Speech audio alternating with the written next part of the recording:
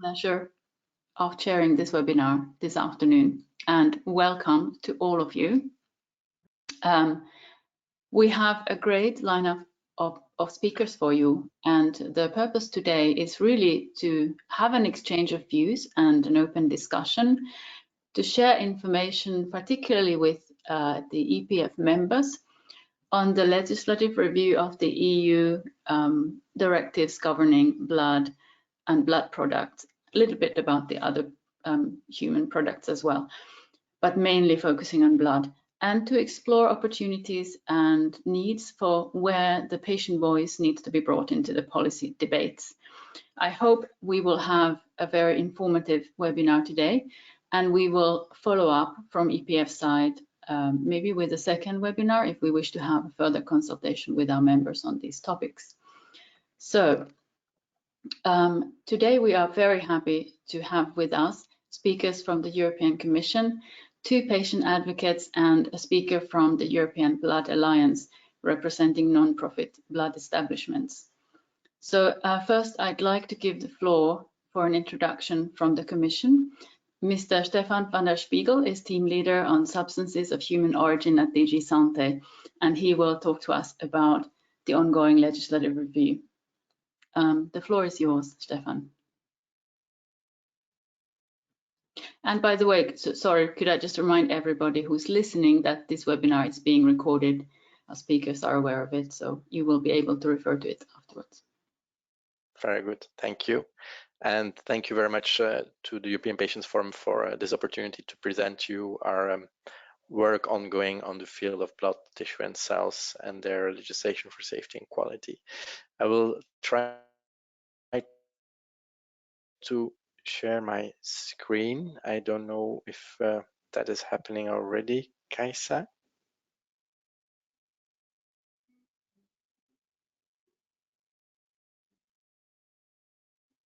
Kaisa, could you give me an indication whether you see my slides in full view? Yes, perfect. Okay, okay. So thanks. I would like to use then the next.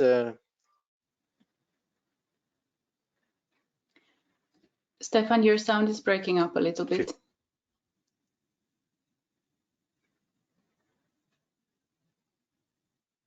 We cannot hear you.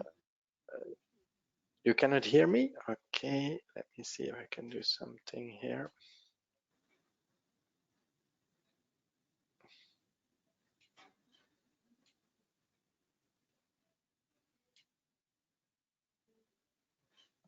Okay, is this better? I will switch off my camera. Maybe that's giving a bit extra capacity to the microphone. Hope so, yes. It was breaking up a little bit. And it's better now? Go ahead. I'll let you know if there's a problem. Okay, thanks. I'm just gonna try to move this, make the screen fully free.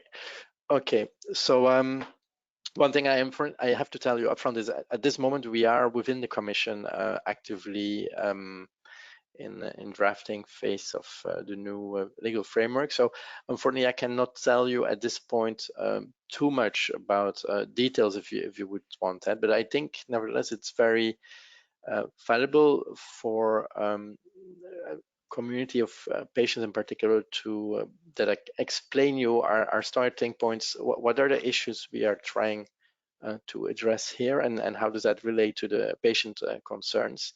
I will then give a little bit of views on what we are exploring, but I cannot be in the details on everything. I hope that's fine. We'll see how it goes, and I think I can give you a good picture. So I'd like to start with a small intro on this framework and what we are actually talking about in terms of the subject of the revision. So maybe first, taking a step back and looking into the sector that we are talking about here, the sector of blood and tissue cells for the EU fall under a bigger umbrella, which is called substances of human origin. And that are all kind of parts of the human body that can be recycled and can be used as a therapy for citizens. A big part there, of course, is blood collected. In the most known example, blood units collected for transfusion during surgery, for cancer care, for emergency care. And an important other group we are regulating under this framework is bone marrow transplants, so stem cells of the blood, which are needed to treat patients with specific blood cancers like leukemia and lymphoma. We are also under this framework regulating the field of assisted reproduction, which is for citizens, patients with fertility problems. There's also a lot of other tissues that can be collected and used to treat patients, like heart valves or corneas, top of eye, skin for burn wounds, bone for orthopedic and dental surgery. And then this framework is also applicable on the collection of plasma, which is a component of blood, which is then later used for the manufacturing of medicines. Under this substance of human origin framework, we also consider organ transplants to be regulated, but that is not the scope of this exercise I'm talking to you about today. Maybe also good to remind that the therapies we're talking about here, blood tissue cells, they are prepared and offered by around 1,400 blood establishments and over 3,000 tissue cell establishments. So it's a lot of small, mid-size departments across the European Union, and that mainly are public sector actors like academia and non-profit actors like the Red Cross, with some exceptions like the collection of plasma for medicine, and also we see in the assisted reproduction field there's a lot of small-scale private clinics. So all those substances, they have something in common. They need to go through a flow of steps from a donor body to a recipient body. And I'm sure several of you will be blood donors and recognize some of those steps. First step is to donate. So talk to the donor or his family to make sure this donor is fit and appropriate to make a donation. So he doesn't bring safety issues, risks for the recipient, but also for himself. Then there's testing steps needed on every substance. Then there's the collection or procurement itself that can be quite simple for blood donation. If we're talking about tissue donation, then it's a procurement and it's a surgery. Then typically processing is undertaken very often in dedicated clean rooms. Then there can be storage steps, and then the substance is distributed to the site where it will be applied to the recipient, and that again can entail surgery, for example. So as EU, our mandate in that on that flow of steps is to ensure high standards of safety and quality. And we do that by setting 3 levels of requirements. Firstly, on the professionals that handle those substances. We want them in first place to work with the right donor. So they have to have consent, select and defer well. Some, like for example, if you just have been traveling to a malaria area in Africa and you're just back, you should not immediately give a blood donation, but you should be deferred for a couple of weeks before you do that safely. Also, similarly, every unit of blood tissue cells in EU is tested on HIV, hepatitis B, C, but there can be additional testing that also depends on epidemiology, and there are differences between countries there. And then there's a third group of requirements on profession. That's how to handle those substances so that they stay of good quality and safe and remain and become effective for the patients. Then in our framework, we have a second level of requirements that's on the national competent authorities to oversee all those professionals. That means they need to authorize them, inspect them, have vigilance, alert systems, and traceability systems in place. And then there's a third group of requirements, which is on us, on the team in DG Sante. For the European Commission, we coordinate the sector and the national authorities. And sometimes that includes, for example, IT solutions like alert systems that we are managing between the national authorities. Maybe just to mention, for sake of plasma and plasma-derived medicine, it's the first steps, those blue steps that are applicable on that kind of therapies. Then the later step, the really large-scale manufacturing of the derivatives themselves, that falls under the pharmaceutical framework. Okay, don't need to mention that. So why are we now looking into that framework, which is becoming a bit of age? It's dating back to 2002, 2004. So we need to look at that framework because in 2019 we did an evaluation on that framework, and overall I think because I'm focusing on issues, but overall I think I also need to say that the framework was considered very helpful to have been addressed safety, to have improved safety and quality of those therapies. You might recall that the whole origin, the reason why the EU got a mandate to work on this field goes back into the 80s and the 90s when Europe saw contamination concerns and problems for patients receiving blood, receiving plasma derivatives, contamination with HIV, hepatitis. It was also the times of Creutzfeldt-Jakob mad cow disease in the UK, which also had an impact on this. So those problems before we haven't seen anymore. Nevertheless, our evaluation work identified 5 key concerns, and I think key concerns that are important for the patients. The first one is that we identified that the patients are not fully protected from all the changes in the field because the technical provisions are out of date. There's continuous changes in the field. Obviously, there's all the communicable disease issues, Zika, malaria, hepatitis, West Nile virus, and of course we had COVID in the last years, and those need to be kept out of the system. So you need specific rules and requirements for that. But there's also a lot of novelties, a lot of innovation in the sector that needs to be taken up to really make sure that the therapies can be further improved, and that can go from testing, laser cutting of corneas, storage and distribution practices.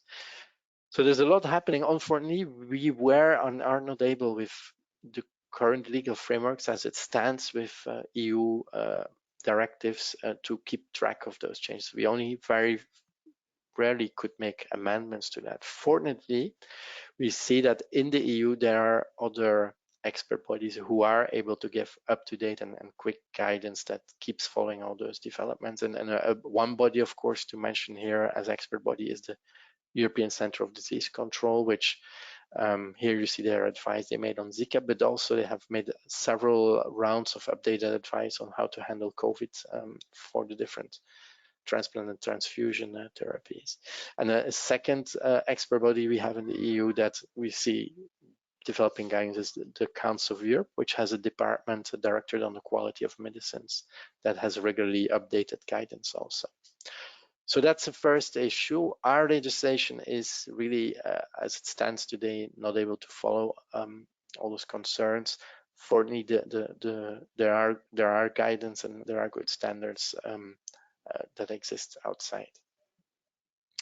The second concern that we identified, that there is quite some difference in the member states, in particular in the national competent authority level, on how they oversee and implement those different requirements.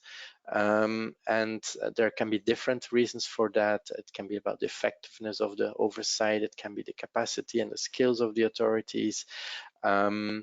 So there is, however, I think an important consequence for patients that we really need to take in mind here is that if we see that member states have different ways of implementing or overseeing those professionals in the field, it means that for those therapies, it's not easy always to cross the border and go to a patient at the other side of the border, which maybe is really in need of that therapy, because these are not standard therapies. These are quite personalized therapy. You need a kind of matching between a donor and a recipient, sometimes even very detailed matching, like genetic matching for bone marrow transplants.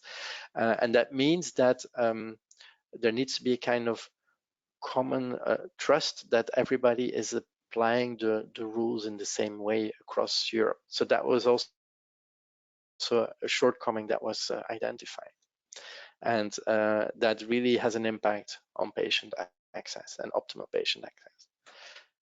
The third concern is that while we have quite some rules that protect the recipients, we miss really sufficient rules to also protect the donors and the offspring. And obviously it cannot be the objective of a regulation to help one group of citizens who are ill with a therapy and for that put at risk or create diseases with other group of citizens who are able and willing to donate those therapies.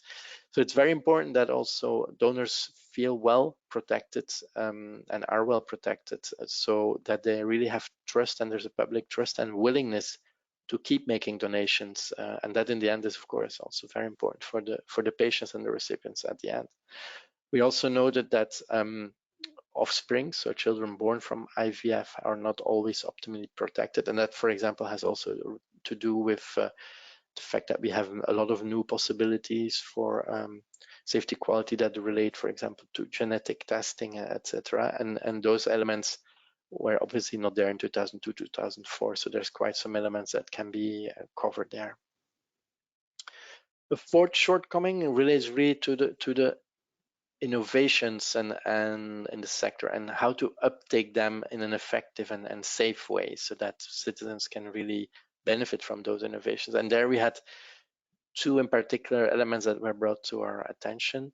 As you probably know, besides the blood tissue cells framework, we have other EU frameworks on health therapies, in particular medicinal products and in particular medical devices. And traditionally that are three quite separately regulated fields, but we see that a lot of the innovations are not necessarily respecting those different legal frameworks and not necessarily fall just nicely within one of those frameworks, but really at the border of and cross those frameworks. So it's also important that as authorities and as a legal framework that we can have clarity and good interplay between those framework and clarity for the developers so that they know which rules are to be applied when, so that we come in the end, regardless where the framework is, but that we come to safe and effective therapies for patients. Another element under this innovation part is that we realized that there's not enough use and requirements to look into how the blood tissue cell therapies are doing in the clinic and the patient, and that is very valuable information and feedback to further improve the therapies and all those steps that are to be organized from a donation to a transplantation or transfusion. So that is something also that we were suggested to look into. And then a fifth concern that came up, and I think it's very important for some of the other participants here, is really that we saw that blood tissue cells, there can also be concerns on their supply for patients, and then that means that patients that rely on these therapies are really at risk not to access them anymore. And a strong and important example here is the fact that quite a large part of plasma derived medicinal products that are used for citizens in the EEA or EU, originate from plasma that has been collected in the US, and that creates a dependency. And we have seen in the course of COVID, for example, that there were quite some concerns that there would not be possibility anymore to supply all the therapies for those patients. So that is something also we needed to look into. So basically, that being said, I think it's clear that from the problems we are really trying to address, that the needs for the patients are really at the heart and the core and our key objective of this work that we are doing. So at this moment, we are finalizing the revision process. I'm just can only give you some high-level messages on this. On each of the 5 problems that I told you, we are exploring some measures. On the food protection of patients, it's a lot about making sure we have a way to have up-to-date technical rules, and we explore some different options there. But also we saw there's some new therapies like fecal transplant, for example, or using breast milk for neonates that become important and that are substance of human origin but are not necessarily well covered yet, while they would have the same safety quality needs. Then for the donor protection, we really want to set that in low, and also again make sure that there can be up-to-date technical rules for that.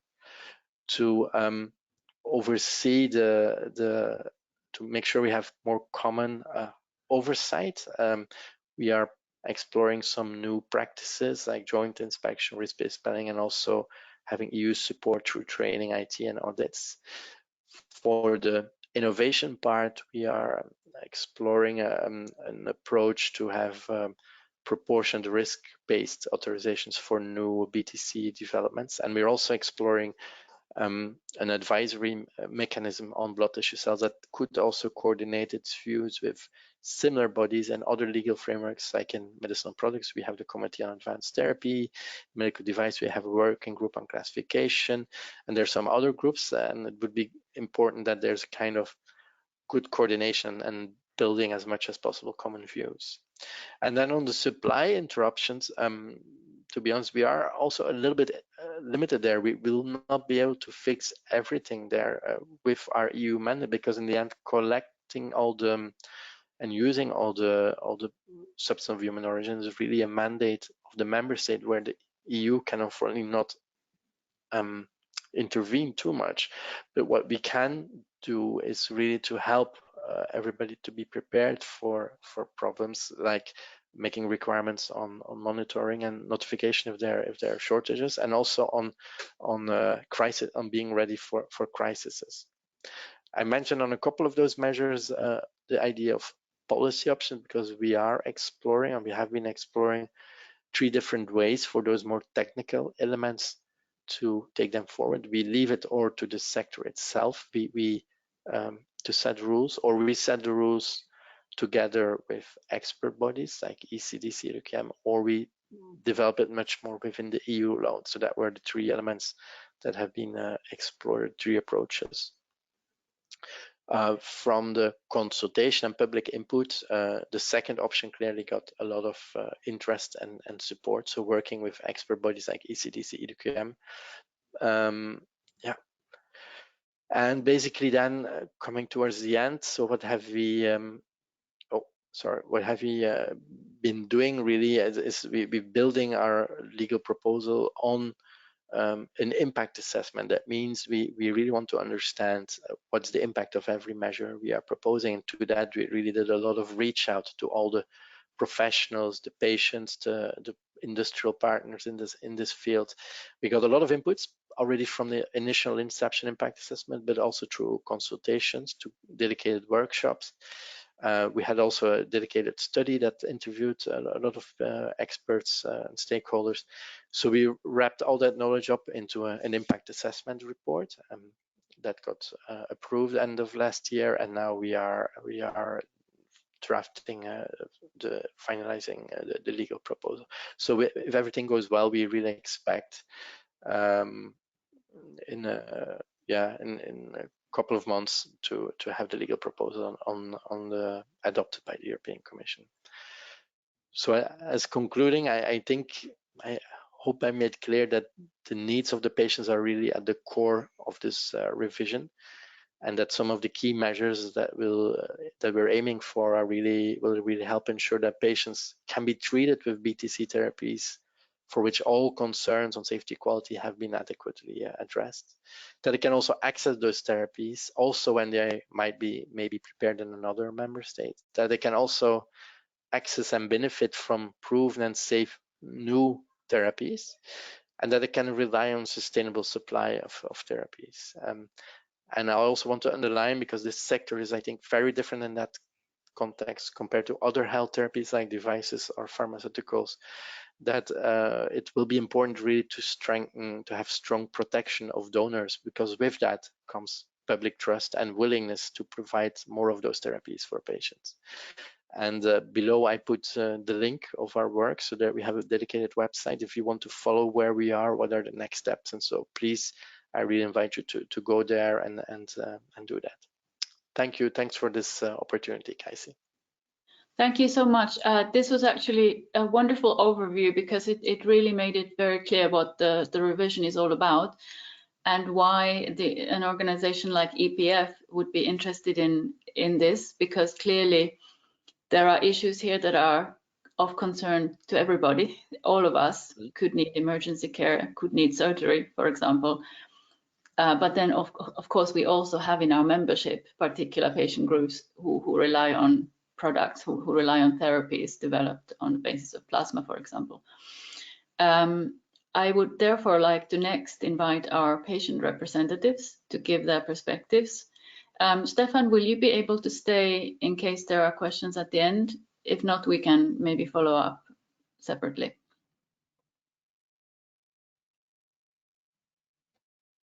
Okay, we are not sure, but we hope Stefaan can stay for questions, because we plan to take them at the end if we have time. And for that, I would really ask our three following speakers to try and be as brief as possible, even shorter even shorter than the 9-10 minutes if you can, so that we can fit everything in and perhaps take 1 or 2 questions from the floor. So I think to our members, the next speaker barely needs an introduction. It is Cees Smit, a very well-known patient advocate from the Netherlands, and also, you know, very much involved with the European Hemophilia Consortium. And Cees is here to give a patient perspective. And I don't know if we will be able to see him, because I think Cees has a technical problem, but we should be able to hear him. Cees, the floor is yours.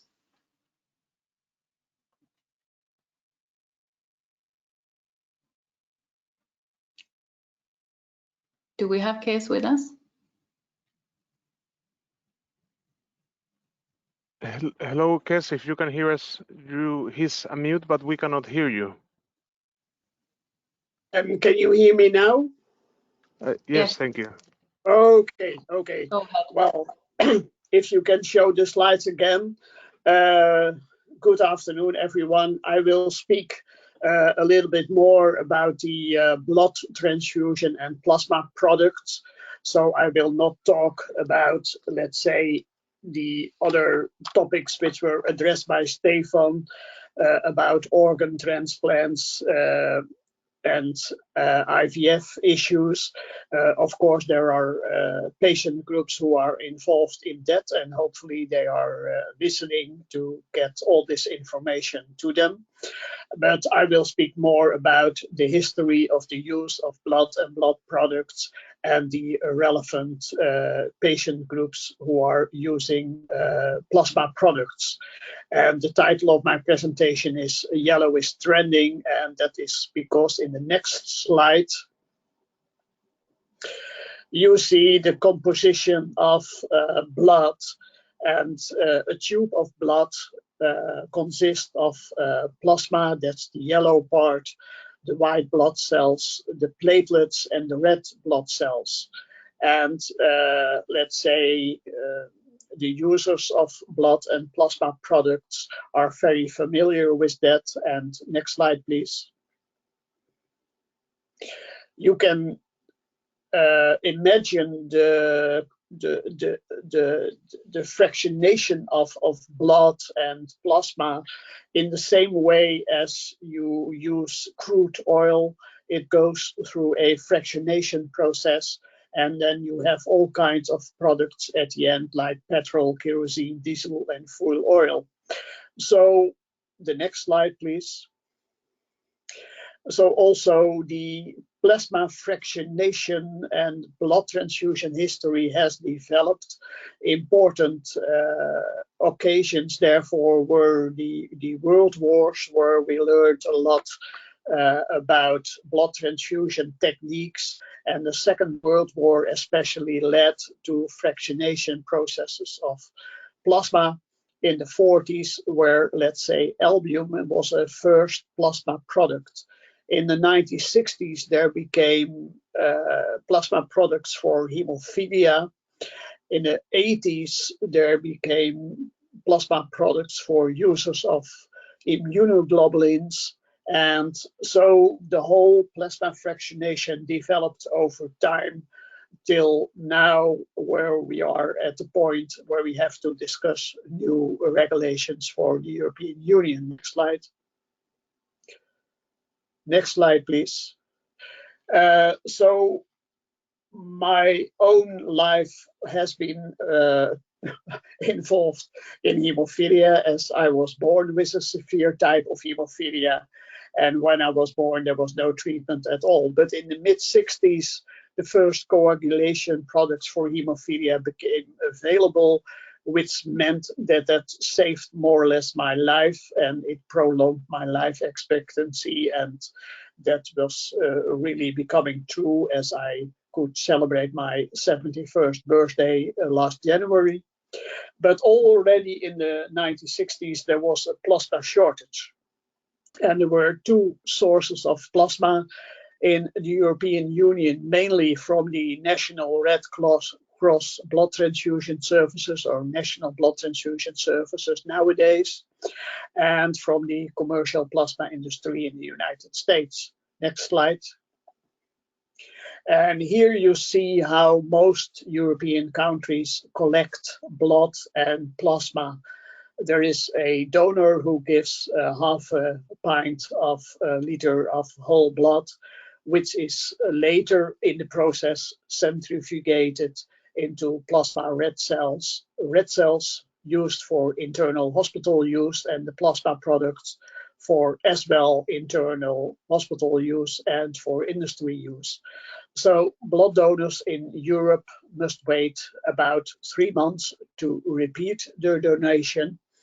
And for plasma users, this process of recovered plasma collection is important. The next one, please. In the United States, the system is working in a different way. There, a donor is put on plasmaphoresis, a process which takes about 1.5 hours, in contrast, let's say, to a whole blood donation, which takes about half an hour. And with plasmaphoresis, the donor is linked to a machine which centrifugates the whole blood into red cells and to plasma. So the red cells are immediately re-injected into the donor. He doesn't give whole blood, but he only gives his plasma, and that's then used for industry use. And in the United States, source donors, plasma donors, can donate twice a week. In Europe, we also have this system in Germany where people can donate 60 times in a year. And in Austria, Hungary, and Czech Republic, people can donate a little bit less. Next slide, please.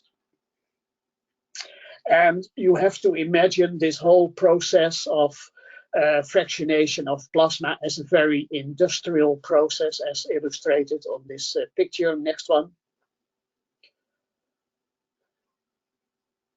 So the driving force for plasma products has been albumin in the beginning for burns and people with liver problems, for clotting factors for hemophilia in the 70s and 80s. And nowadays, the most important driver for plasma is immunoglobulins for immune deficiency and autoimmune disease patient groups in the field of neurology, hematology, dermatology, etc. Next slide, please. Here you see the distribution of plasma over the different products. In blue, albumin, the 50% almost for immunoglobulins, a small gray part for coagulation factor concentrates for hemophilia, where mostly we now use other products, and there are a quarter of other indications. Next slide. Here you see that it's a global plasma market, as also Stefaan van der Spiegel already showed. It has a yearly growth rate of about 6%. Next one. And then there are two main trends in Europe, that the use of red blood cells is decreasing, and the demand for yellow plasma products is increasing, especially for immunoglobulins. And that's why Alice Simonetti from the International Donor Organization said yellow is trending, and therefore new donor recruitment procedures are needed to get more plasma donors in the European Union. Next slide. When we look to the role of patient groups when it concerns to blood and plasma, we see that the users of whole blood and red cells are almost not organized around this topic, or it's not a high priority for these patient groups. So the users of whole blood and red cells, then you have to think about cancer, leukemia patients, accidents, trauma patients, problems with pregnancy issues, and sickle cell and thalassemia. But most of the time, these patient groups have other priorities and not directly the organization of the whole blood and the red cells production and collection. For the users of plasma products, it's totally different. They are very well organized, the hemophilia patients, the immune deficiency groups, alpha-1 rare diseases. And for them, because of the shortage of plasma, this is a high priority topic. And the general point of view, but Brian will mention that later, is that supply should be guaranteed. Next slide.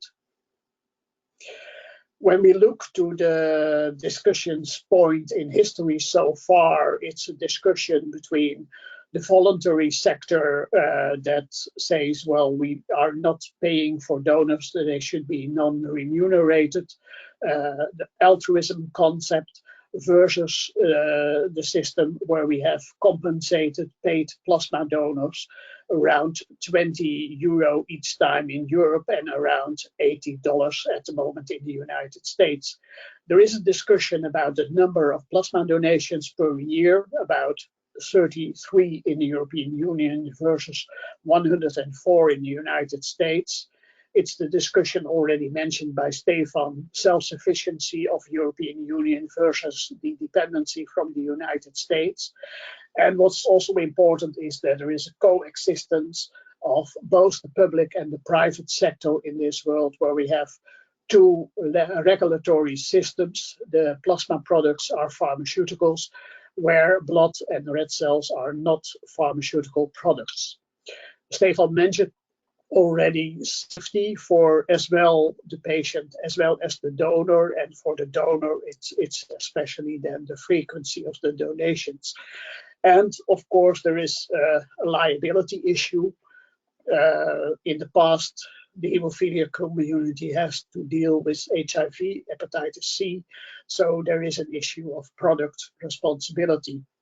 That's my contribution for today, and if you have further questions, you can always contact me. Thank you, Kaisa, for the opportunity. Thank you, Cees. It was great to hear this perspective from you. Without further ado, then, I will give the floor to Brian Omahoni, Chief Executive of the Irish Hemophilia Society. I expect you will have some points in common with Cees, maybe some in common with the European Commission that you may be able to skip in order to be briefer, but we'd really like to hear from you on the most important priorities for your community. Thank you for being here today. Thank you, Kaisa. Can I ask you to share my slides, please, and run them for me there, because I haven't been able to screen share them from here. Thank you. So I'm speaking today on behalf of PLUS, which is the platform of plasma protein users. Next slide, please. So just say a word about PLUS. PLUS includes patient organizations for hemophilia, for primary immune deficiency, for alpha-1 antitrypsin deficiency, hereditary angioedema, Guillain-Barré syndrome, and so on. So a lot of conditions which rely on PDMPs, plasma-derived medicinal products. So as Cees pointed out, blood is complex. It includes different components, red cells, platelets, plasma for transfusion, and plasma for manufacture of plasma-derived medicinal products, including factor VIII, factor IX, albumin, immune globulin, alpha-1, and many other proteins. And right at the start, I would draw a distinction between plasma for transfusion and plasma for manufacture or fractionation of plasma-derived medicinal products, because the plasma for transfusion is usually recovered plasma, which is taken from whole blood, whereas the volume of plasma required for the manufacture of PDMPs is vast, and therefore the vast majority of that is collected separately by plasmaphoresis, called either apheresis or sourced plasma. Next slide, please. So just to put it in perspective, this is data from 2018, the last data we have available. And there were just over 61 million litres of plasma collected, 6.5 million from recovered plasma from whole blood donations, and 55 million from apheresis or source plasma. So you can see that the vast majority of plasma used for plasma-derived products, medicinal products, is from source or apheresis plasma. Next slide, please. And when we look at the sources of those plasma in 2019, 67% of all that plasma used globally came from the USA, only 14% from Europe, 18% from Asia Pacific, of which 3/4 was from China. And then if you look at the plasma collected in each region compared to our national requirements, the biggest deficit by far is in Europe. There's a deficit of 38%. So it's the largest deficit in quantity, the difference between the amount collected and the amount that's required to treat patients. Next slide, please. And if we look forward, based on that trend to 2026, which is only 4 years hence, we'll see that there's a requirement for an additional 30 million litres of plasma.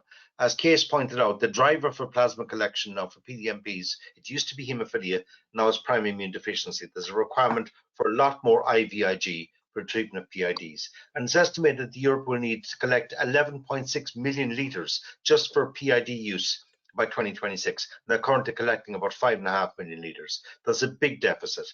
The European public sector collection is increasing at 1% per annum, and the demand is increasing at 8% per annum. Now, there are 4 European countries which currently have private sector plasmaphoresis, and those 4 countries, Germany, Austria, Czech Republic, and Hungary, they collect 39% of the plasma from 15% of the population. Next slide, please. So the new blood directive, in my view, needs to clearly separately define plasma for fractionation from blood components. In fact, there's a number of terms they should use. They should use plasma for transfusion, separately plasma for fractionation or manufacture, and then also recovered plasma and source plasma, differentiate between those. I think Europe needs to invest in plasmaphoresis, and certainly we'd be in favour of retaining the voluntary non-remunerated donor system for blood donors, but for plasma, we clearly need the plasma from both paid as well as unpaid plasma donors. In a situation where Europe has a dramatic shortage of plasma for the manufacture of PDMPs, why on earth would you ban one sector of donors when you can get safe plasma from both paid as well as unpaid donors? And I think that using both sectors would also allow you to set a reasonable maximum donation frequency to protect donors' health and their immune globulin levels, which would certainly be lower than the current US maximum of twice per week or 104 times per annum. And I think lessons can be learned from the EU countries with the highest plasma collection, Germany, Austria, Czech Republic, and Hungary. They have plasmaphoresis programs from paid donors that does not displace or dramatically have any negative impact on their blood transfusion services. And so I think lessons could be learned there. And obviously also we need to minimize the current waste of recovered plasma from whole blood donations. But even minimizing that, you're never going to make up the shortfall required for the manufacture of PDMPs from just recovered plasma. Next slide, please. So the European Commission seeks strategic autonomy and less reliance on non-European source of material for manufacture of medicines. And I agree with that. I think plasma for fractionation should be viewed in this category. And I think also the views of the patient community, the relevant patient organizations who rely on PDMPs, need to be formally considered in all deliberations on legislation, including the new directive. It's worth pointing out that in the current blood directive, it mentions donors 43 times and patients 3 times. And obviously, we are very keen to ensure the safety of donors. But let's not forget that plasma and blood are collected in order to provide treatment for patients. And I think that the EU legislation on blood tissue and cells should follow the patient-centeredness model of the EU rare disease policy and pharma strategy while continuing to protect donors. And patients value all donors for both blood and plasma, both voluntary non-remunerated donors and paid donors. Next slide, please. Brian, just to remind you, you have about 2 minutes left. We still have 1 speaker. Thank you. Okay, I have 6 minutes gone, I think. Okay, so we need to reduce the waste of recovered plasma, establish plasmaphoresis programs for source plasma, but the WHO, while saying that provision of blood components and plasma derivatives from voluntary non-remunerated donors should be the aim of all countries, also now state that allowing remunerated plasma donation should be carefully considered. That's facing reality. Next slide, please. can skip this one, next slide, and skip the next one. And skip next slide. So I think we need to bypass, no, go back one, please. Go back one. We need to bypass ideology. There is a consensus approach, so we forward one. There is a consensus approach agreed by all sectors, which said that plasma products made from both non-remunerated and remunerated donations are currently essential to meet global health needs, and that meeting the health needs of patients through a sufficient supply of safe and effective components is the principal goal of blood establishments. Next slide, please. So there are different views between the public and private sector on how to achieve this. Next slide, please. But I think what we need to do is, I'm seeing a regression to ideology. Europe needs to collect more plasma from plasmaphoresis. We are too dependent on US plasma, but we also need to increase the number of plasma donors from both sectors, which would allow for decreased donation frequency. We've had a never-ending discussion on remunerated versus voluntary non-remunerated donors, which incidentally didn't seem to be an issue when it came to convalescent plasma. Concrete steps have not been taken by Europe. Our investment has not been made in increasing the capacity to collect plasma. And the directive needs to set the scene, in my view, for greater plasma collection by clearly separating out plasma for fractionation and manufacture from plasma for transfusion. Next slide, please. So our view is that all ethical debates should revolve around allowing people in need to access their life-saving treatments, not by restricting access to PDMPs or limiting the collection of plasma. Next slide, please. That's it. Thank you very much. That's the Plasma Users website for Plus, and that's my Twitter handle. Thank you very much. Thank you, Brian. I think your perspective was very important here, and you've raised an important issue about voluntary remunerated versus non-remunerated versus paid donation, which we will need to investigate further. There are different views around this, of course. We have a short time left, but we still have one important perspective to bring into the discussion.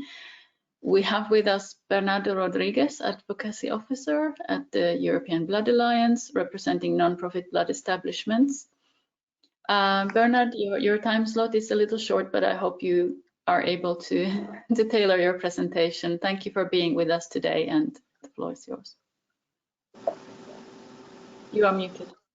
Yes, indeed. Sorry. Thank you so much, Catherine. Thank you for the invitation.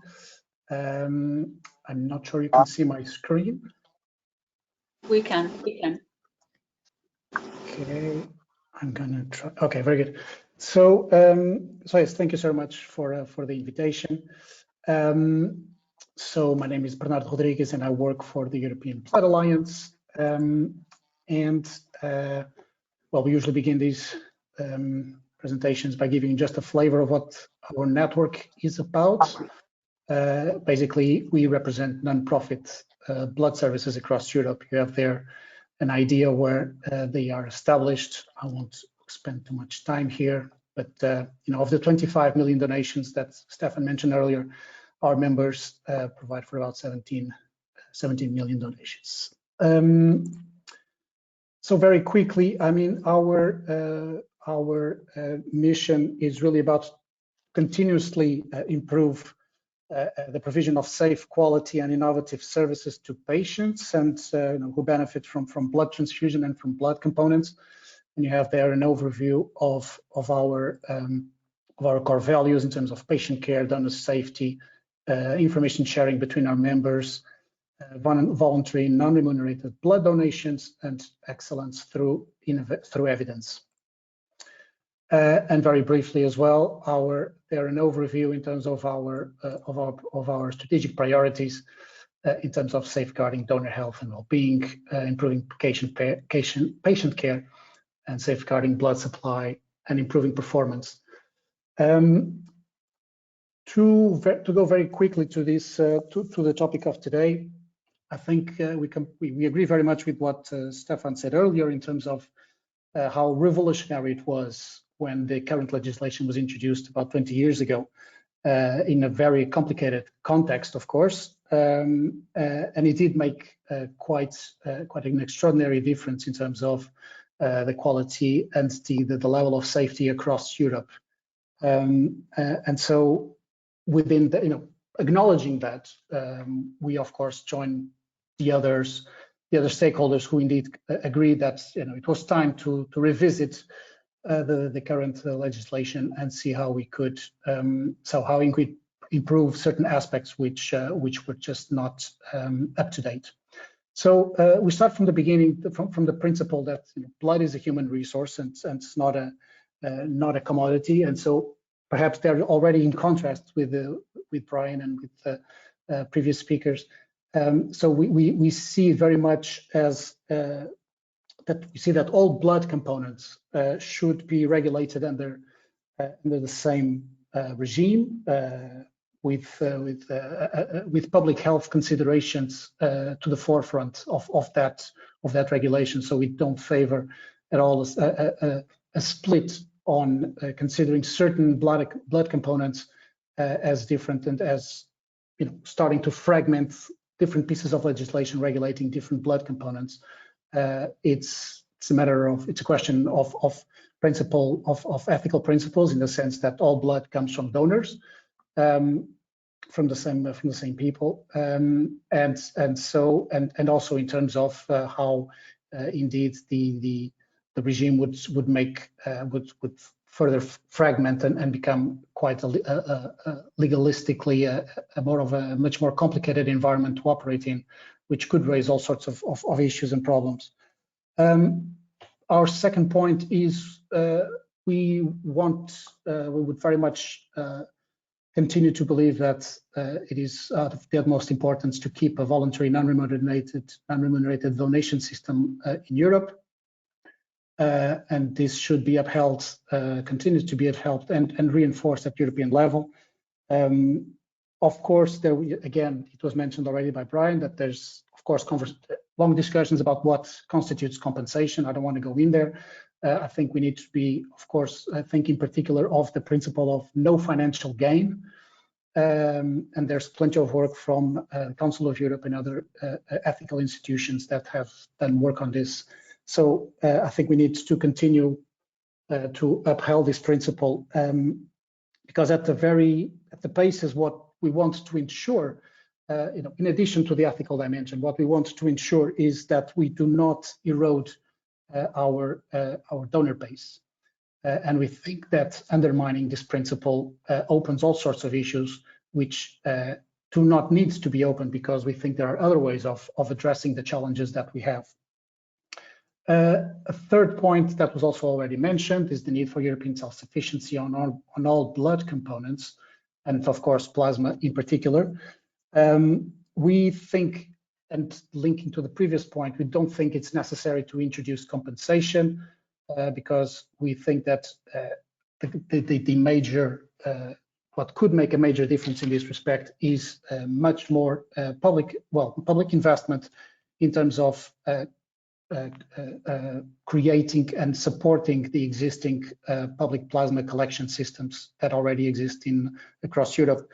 I think Kaisa's slide mentioned 4 countries. Those 4 countries in Europe are the ones that remunerate, but much more. There's many other countries across Europe that have dedicated plasma collection services, and from the Netherlands, France, Italy, Spain, Denmark, and quite a few others. The question is that indeed they are simply not sufficient. There is not enough resources to invest, or currently being invested in those systems, and this should definitely change. And therefore, I think we all agree that the current level of dependency on third countries is simply not acceptable for all sorts of reasons. And for us, public investment is the way to address that particular issue. There are other aspects we can look at in terms of patient blood management, for instance, looking at training of prescribers and clinicians so that they don't prescribe plasma products when they are not needed, or when there is no sufficient scientific evidence that they are effective. So there's a lot of other issues that we can do to avoid plasma, to avoid wasting plasma. So obviously that's not the silver bullet that will change things, but it is also some areas where we can work and improve to address this complex situation as well. Other issues, well, another issue that we think is important, it's dropped off from my presentation, I apologize, but of course it's to reinforce donor protection, and we're quite pleased and encouraged with the words as well from Stefaan that reinforce those points as well. So we don't want to, I don't want to waste too much time there. But one particular point we insist on, or we continue to insist, is to have a pan-European vigilance program that would monitor properly donor health across borders as well, because people travel and we also need comparable data across Europe. So we think this would be quite an important improvement in that respect, as well as, when possible, crossing also data from donors as well as recipients with more general clinical data that exists. We understand there's all sorts of challenges around this, but it's particularly, I think, would be particularly interesting and important to understand the impacts of donation as well as on the recipients on the long term. And this is simply data we do not have. And so this is something that we hope, for instance, issues like the new European health data space can also contribute to. And then issues, I'll go very quickly now because it's issues that were mentioned before. Stefaan mentioned this as well. We think that indeed the new legislation at European level should mostly focus on principles and then leave the more technical aspects to those bodies which are perhaps more agile than legislation, and therefore can be more flexible and more easily up to speed in terms of the latest information and the latest innovations, so that we don't need to wait 20 years again for legislation to adapt to the latest scientific evidence. So in that respect, I think we see very much eye to eye with those concerns, and that's what Stefaan mentioned, that most organizations felt indeed that working with these technical bodies would be a good way forward.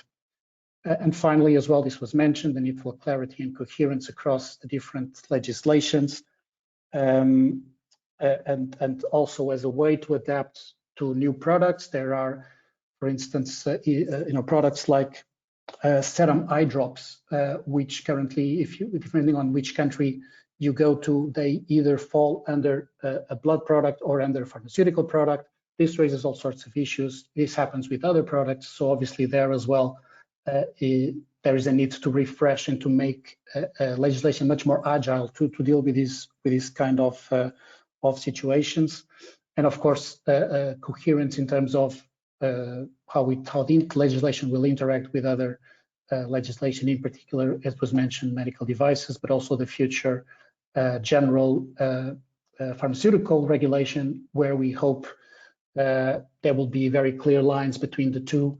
If you remember, all blood components were regulated under the blood directive, and then when pharmaceutical legislation was evolved as well, it started emptying out the blood directives and started including certain parts of plasma, for instance, already at a certain stage of development. So there again, I think will be very important to make very clear lines and for this clarity and coherence. So I suppose, and of course, again, reaffirming the point that I made in the beginning, that indeed we do believe firmly that in terms of when it comes to collection of plasma of all blood components, this should continue to be regulated under the blood directives and under the same set of principles that should apply to all blood components. So I think I'll leave it at that. Hopefully it was clear enough, but yes, very happy to take any questions or comments. Thank you, Bernardo. Thank you very much, Bernardo. It's good to have your view as well in this discussion, and I can see there are some issues emerging.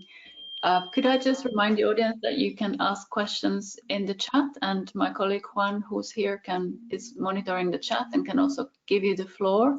If you would like to ask any of our speakers a question or put something to the general discussion, you can do so via the chat. While we wait, I would like to ask a question at the risk of being provocative, I would like to ask questions from Brian and from Bernardo. First of all, to Brian, thank you for your view. What do you think about, did I say Brian? Yes. So Brian first. What about the concern that some stakeholders have expressed that having a double system with both paid and unpaid donorship might actually end up eroding generally the donor space and would not help in the long run to address the shortages? Thank you for that. I think there is a dual system in place in Germany, Austria, Hungary, and Czech Republic, where they have voluntary non-remunerated donors for blood and plasma, but they also have a paid plasma donor program through Plasmaphoresis. My understanding is very clear that that has not had an adverse event on blood transfusion, so-called crowding out in those 4 countries. So I think the EU can look at the experience of 4 member states, which is already there. Secondly, I think we all value voluntary non-remunerated donors for blood, absolutely. But I think we have to live in the real world. When 5 or 6 million litres a year has been collected globally from voluntary non-remunerated donors and 60 million from paid donors, you're not going to replace one with the other. So in the real world, my concern is that if you only have voluntary non-remunerated donors, you'll have a very limited supply of plasma. Europe hasn't really made any inroads in the last number of years on this. And that will mean, in fact, that the amount of treatment people will get will not be dependent on clinical requirement. It'll be dependent on the amount of plasma that can be collected. And I have a real concern about the definition of self-sufficiency when it's accompanied by statements such as we must look at rational use of immunoglobulin and maybe it's being overused. It is not being overused. We had exactly the same debate about hemophilia and self-sufficiency back in the late 1980s. And at the time, we were using about 1.6 to 1.8 IU per capita. Now we're using about 10 or 11 IU per capita in many countries because we've moved away from plasma. So hemophilia now has been untethered because we have synthetic or recombinant products. So my point is that, frankly, I've been in this area as long as Kaisa for 40 years, and I'm getting a bit fed up of ideology getting in the way of progress and reality. We absolutely need plasma from both sectors. What the difference is, the patients are not saying you ban one or the other. We need both. This area is a bit like saying to a starving population, will we ban rice or pasta? We need both paid and unpaid donors for plasma. We do not need both paid and unpaid donors for blood. Voluntary non-remunerated donors for blood is absolutely fine. That works well.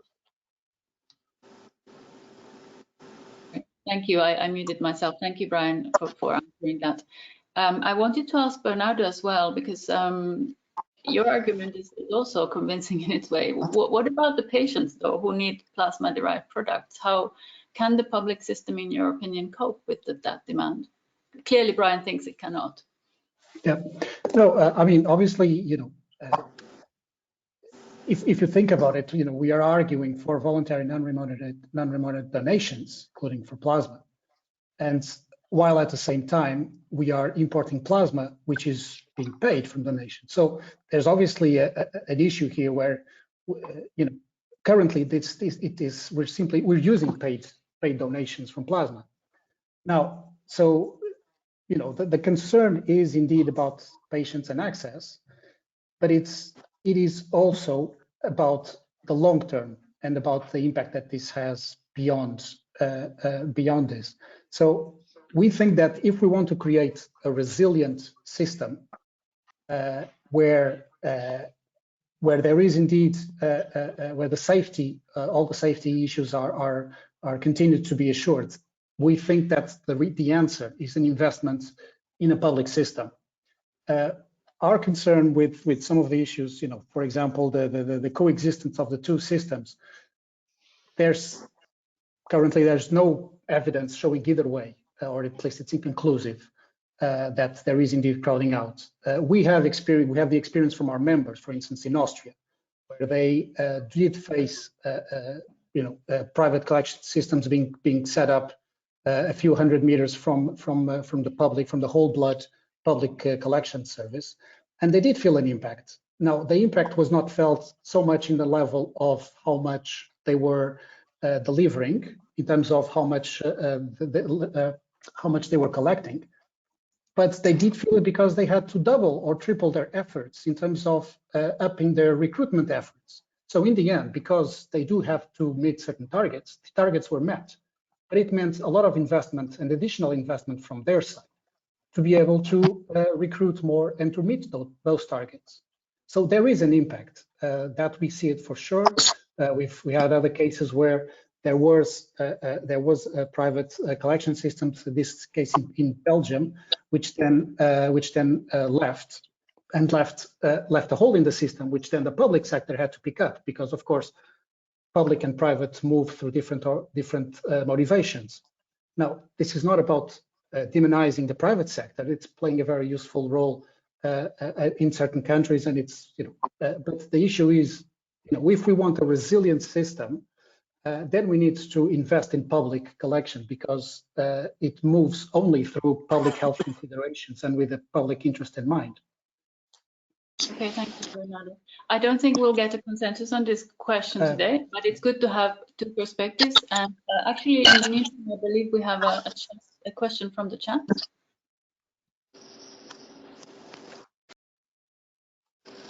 Juan, do you have a question in the chat, or would someone yes, like to? I just given the floor to Isabel Proaño. If she unmutes herself, she can ask her question. Thank you. Yes, please introduce yourself when you ask a question. Thank you. Hello, I think I have unmuted myself. Can you hear me? Yes. Hello, this is Isabel Proaño from the European Federation of Allergies and Airways Diseases Patients Associations. I really want to congratulate EPF, the European Commission, and all the speakers to have this discussion with us. For my patient group, the one that I represent is rather new. I've learned a lot about the situation of blood and plasma, but I guess this legislation, the work that Stefaan van der Spiegel is running, also touches other kind of therapies like tissues, for example, and I'm glad that you also mentioned other components such as fecal. So I would like to know, how can we as a patient be informed of the status of these other components, and how far can the vision of this legislation go and affect future research? I'm thinking, for example, about even the clinical trials regulation or other kind of infrastructure that exists at European level, like this ERIC, biobanking, etc. Maybe a mix of things, but we would like to understand what is the connection for all of these. I repeat, I come from the kind of inflammatory diseases, so asthma, allergies, COPD. Thank you very much for your insight.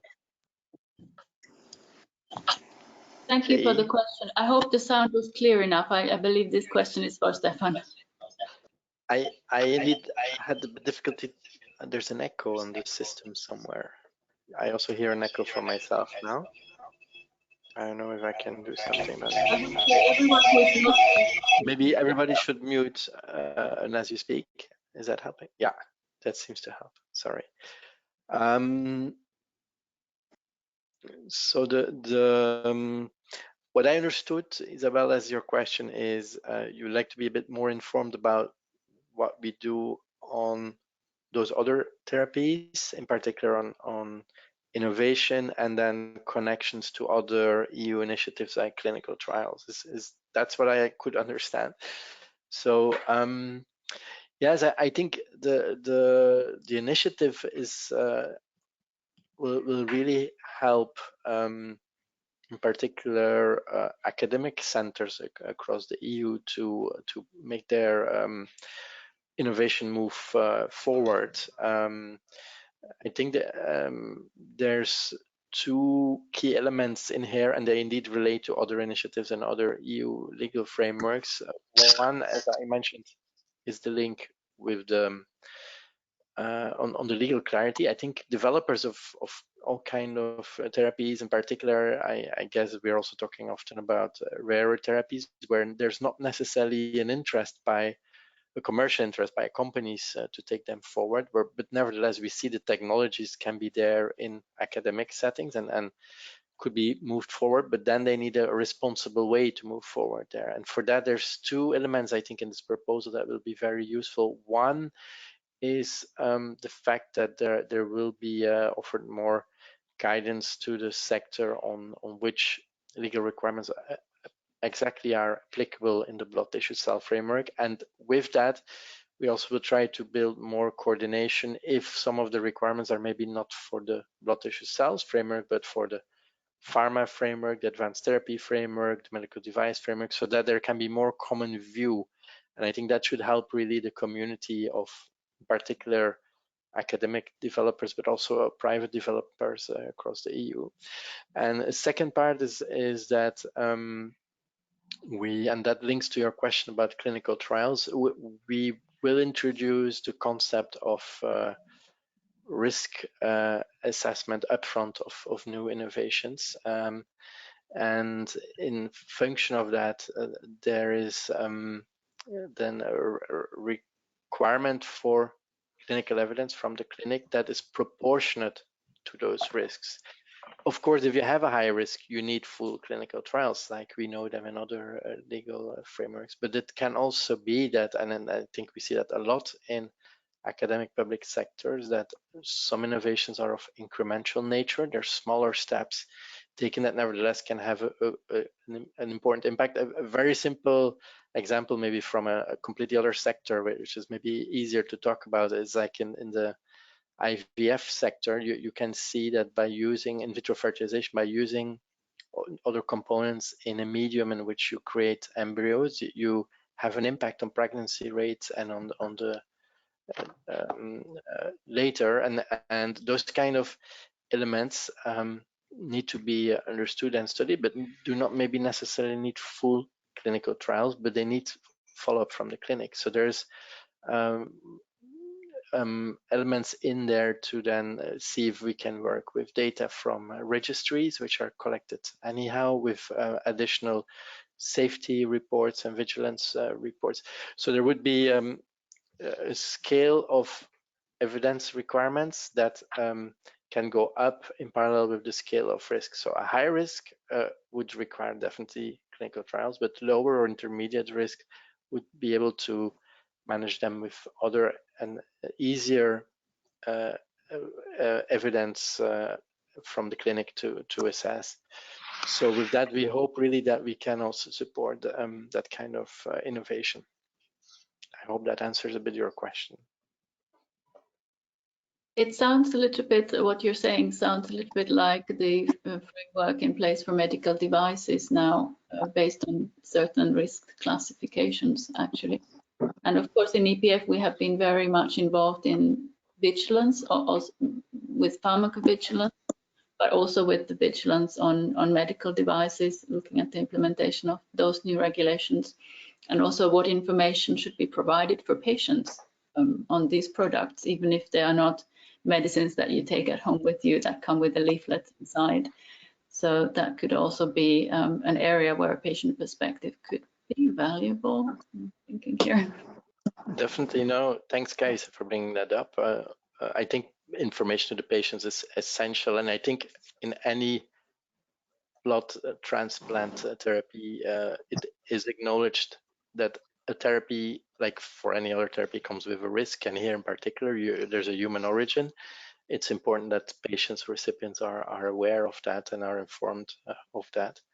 It's and of course, as you mentioned, you're right to say that you recognize some parts from other legal frameworks. We do not need to reinvent the wheel everywhere.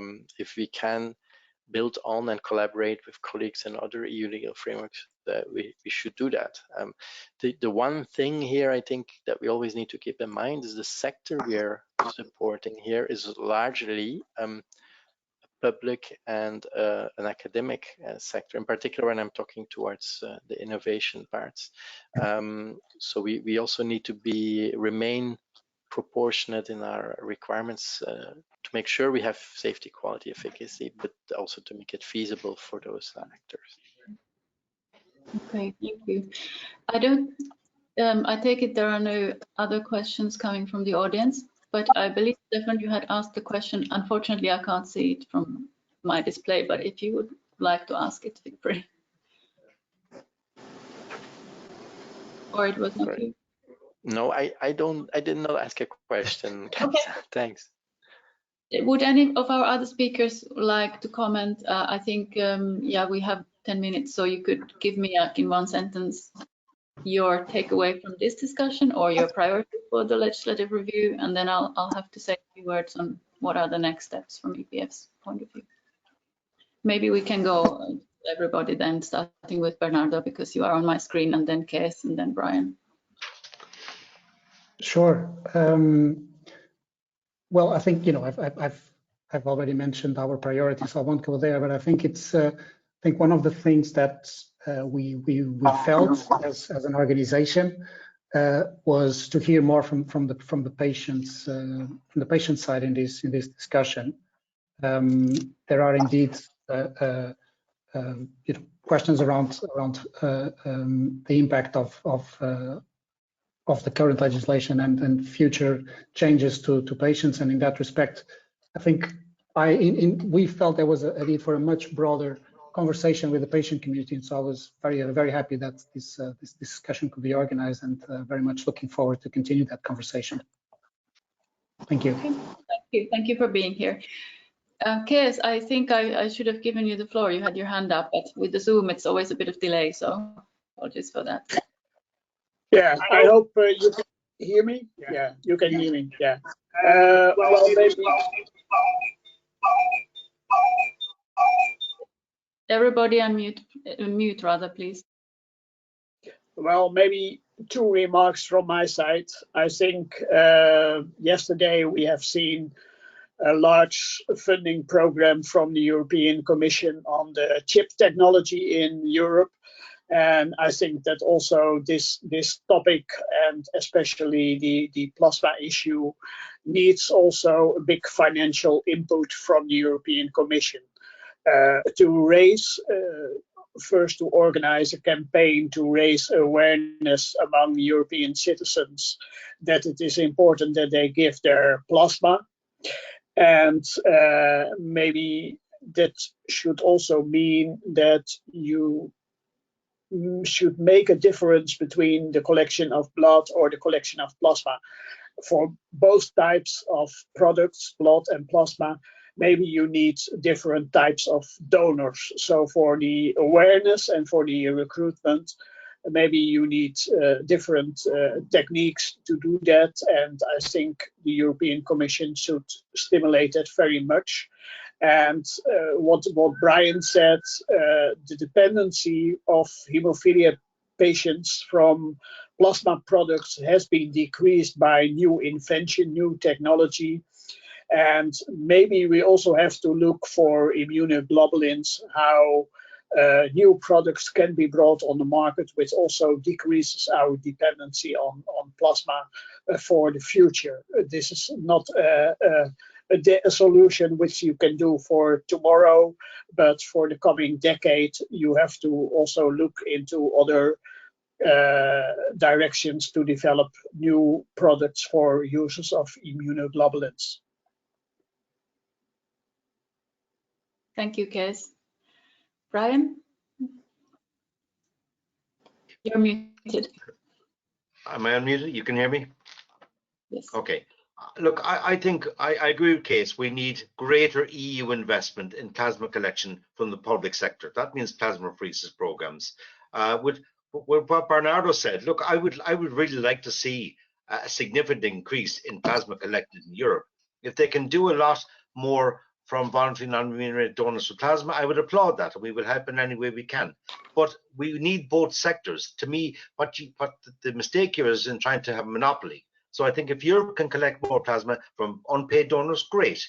But they should also look at collecting plasma from paid donors. And also plasma is a global resource. We will need choice. And finally, I think in terms of the EU directive, I think for Stefaan, what the Commission can do is to clarify very clearly in the directive that plasma collected solely to produce plasma-derived medicinal products should not be categorized as a blood component. I think you need to separate plasma for transfusion and plasma for fractionation or manufacture. That's very clear. Thank you, Brian. Any last words from you, Stefaan, before we close?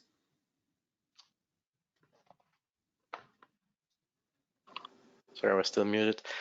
No, thanks for that, and thanks also for the different suggestions. Unfortunately, as I said in the beginning, I cannot go really in the details of what will come in the table, but I hope I have been able to give some directions of where we want to go. I think I just also want maybe to clarify that in this decision, public or private plasma collection, that is not a decision to be taken at EU level, and there the Commission has no role in that. That is really a national member state decision. I think they have different factors there that they need to consider per country, and this can vary. There can be ethical concerns, there can be organizational concerns, and I think indeed it's important to consider the broader landscape. There are donors, we need a population to donate all those different type of therapies, as mentioned.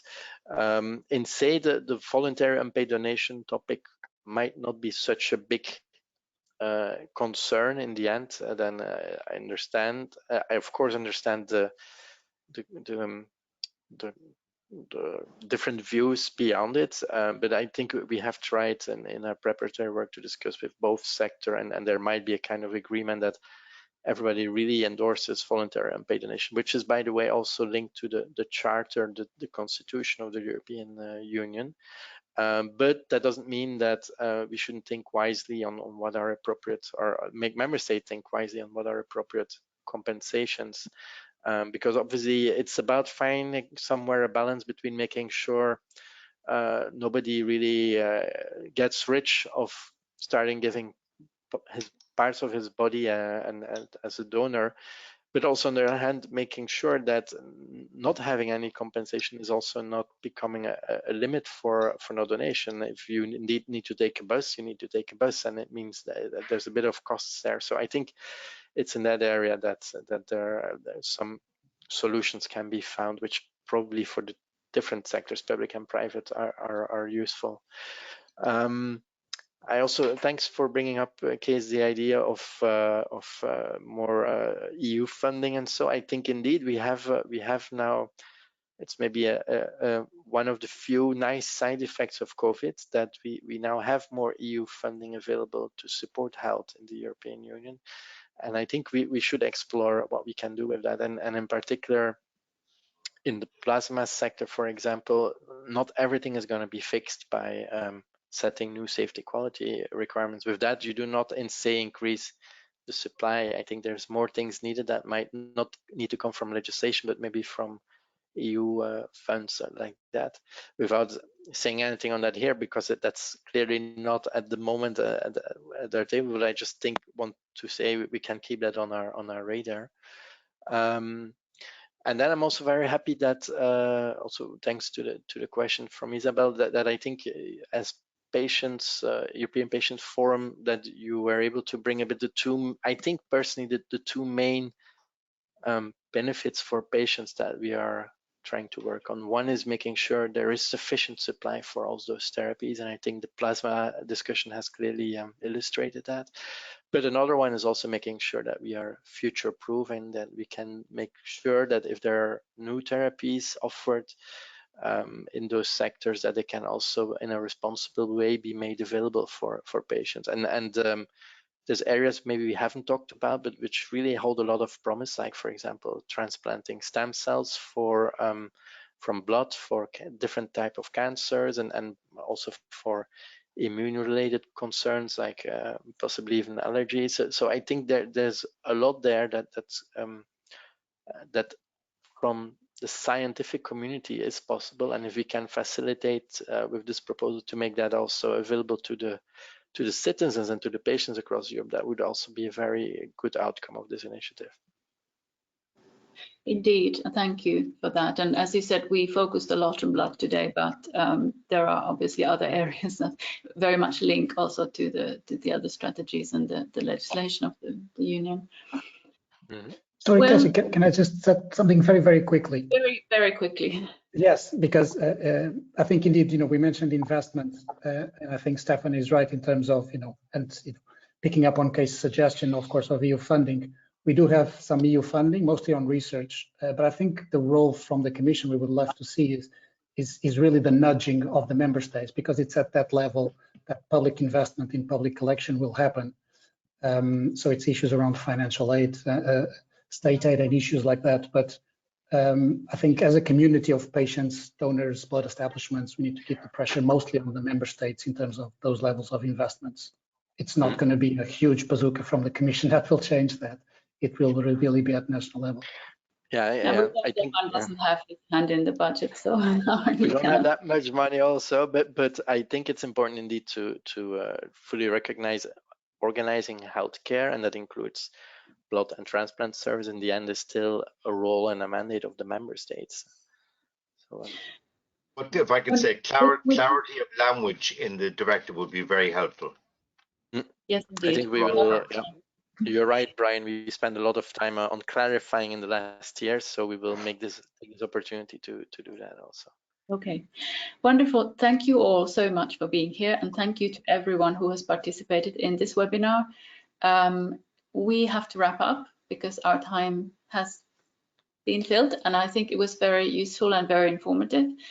In terms of what happens next, we will circulate the brief outcomes to our members via our internal communication channels, and would encourage any of our members who are interested in these areas, whether it be blood, tissues, cells, transplants. If this is an area of interest for you, get in touch with the EPF Secretariat and flag it up as your interest, because that's one thing we would like to know, how much there is interest and in what particular aspects, so that we can then see how EPF as a cross-cutting, cross-disease patient organization should further engage with this legislative review. So thanks again. Thanks to my colleagues also in the Secretariat, and have a lovely afternoon. To be continued. Thank you. All right. Thanks for the initiative.